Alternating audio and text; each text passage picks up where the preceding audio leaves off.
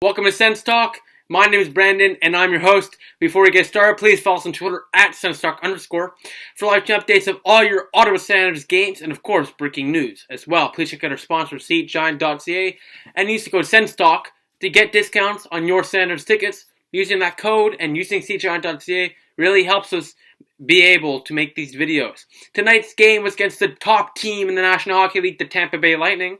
Senators starting with Craig Anderson, who played last night with the Senators defeating the Sharks 6-5 in a dramatic comeback effort, scoring 4 goals in a row to win it in overtime. And the Lightning counterattack with their starter, Andrei Vasilevskiy. The Senators are coming off a back-to-back game, and this is the first of 2 games in a row for the Lightning.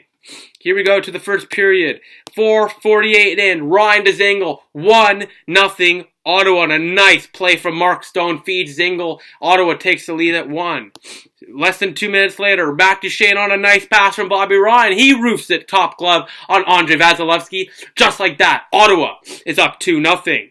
10 minutes later, Zach Smith on a beautiful pass from Erik Karlsson tips it past Vasilevskiy. Senators put a 3 spot on the Tampa Bay Lightning. They lead the game 3-0. Zach Smith, third of the year from Erik Karlsson and Johnny Oduya. Ottawa up 3-0, heading to the second period. The Senators have a field goal to the 0 by the Lightning. I know it's the playoffs so far, playoffs to start for the NFL, so I wanted to add in some cool NFL commentary there. As well, I was at the game today, and I had good tickets right dead center.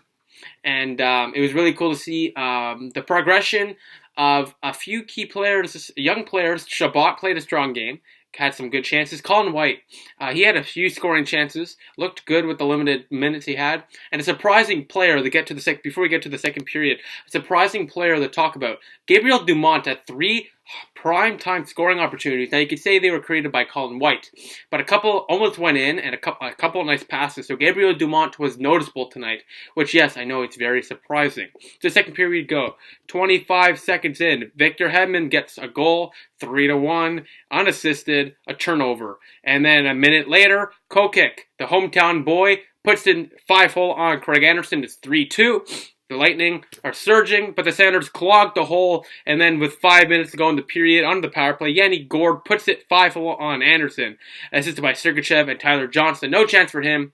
Senators just gave too many chances to the Lightning, too many penalties. Lightning finally score on the power play. They tied at 3. Let's go back to the first period for a second. Before the Senators scored their first 2 goals, a robbery save by Craig Anderson. I mean, he extended the right leg for the pad save on Steven Stamkos, kept it 0-0. Senators score 3 in a row.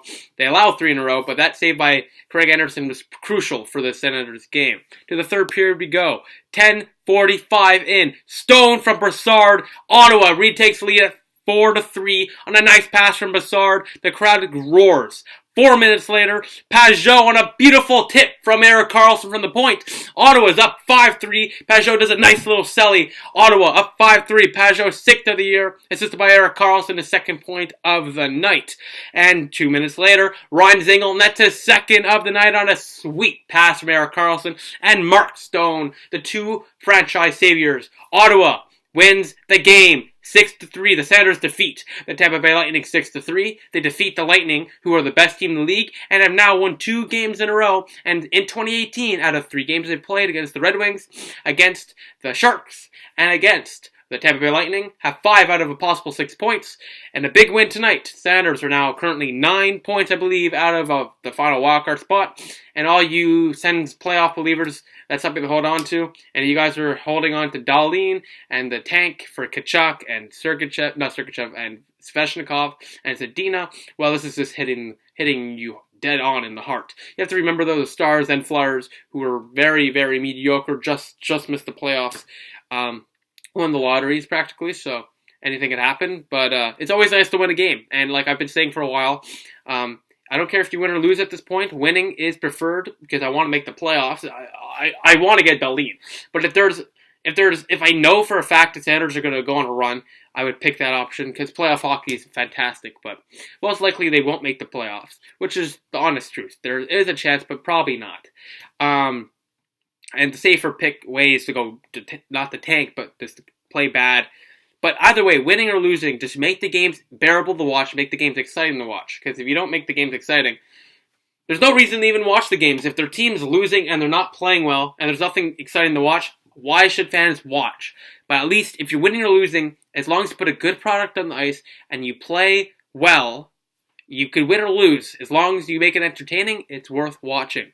So Sanders, really entertaining game here. I called it. I told my friend Noah before the third period started, I'm telling you, Ottawa is going to score 3 goals in this period. I promise you I said that. I was right. Lucky guess. I didn't actually think it would happen. Well, I did, but I was kind of joking because 3 goals here for the Sounders and Lightning, then 3 for the Sounders. But weird game. Sounders get 2 points. Let's get the shots and goal. 13-12 Lightning after the first period. The Lightning really dominated in shots and shots attempts. 20-10 Sounders after the Lightning after the second.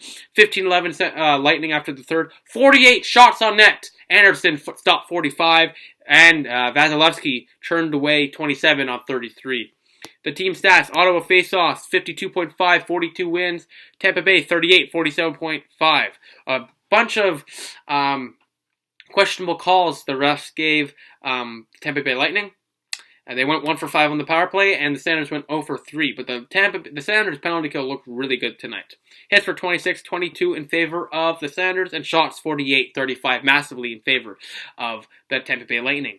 The third start of the game from the Sounders, a 938 save percentage. Craig Anderson, 45 saves on 48 shots, stole the game for the Sounders when it looked like they were about to get outplayed and outscored massively. 45 saves on 48 shots. He improves to 11, 12, and 5 on the season.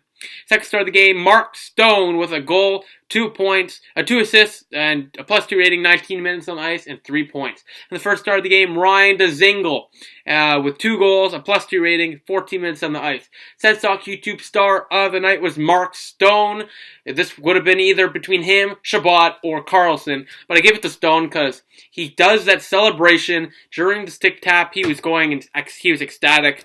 Mark Stone clearly loves being in the city, clearly is the heart and soul of this team, a leader on this team, and I have to give him the SENS YouTube star of the night for that. Mark Stone, fantastic. Honorable mention, believe it or not, Gabriel Dumont had a really good game. Out of Carlson, Stone, and Chabot, if I had to pick something out of that, a noticeable player that's not usually noticeable, Gabriel Dumont against his former team was really noticeable.